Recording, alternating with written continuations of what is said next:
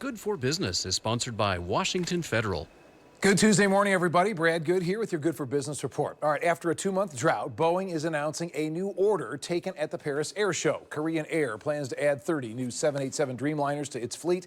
The deal's valued at over $6 billion at list prices, though usually airlines often negotiate discounts.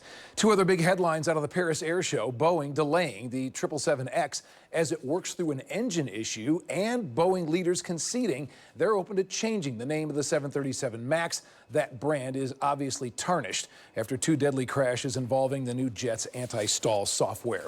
This morning, Chinese tech giant Huawei putting a price tag now on the ongoing ban by American regulators.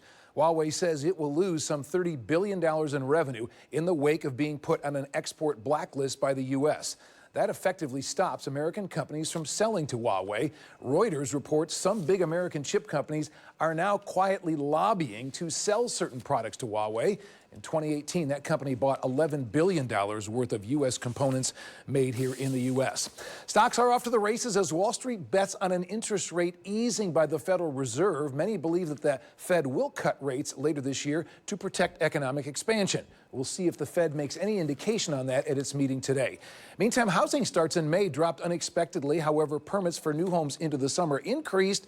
A decline in mortgage rates is getting credit for that boost. So stocks are up about 5% this month already. And look at, wow, that rally is really rolling on and ramping up this morning. Dow up 352 points now in early trade. That is a big push early on here.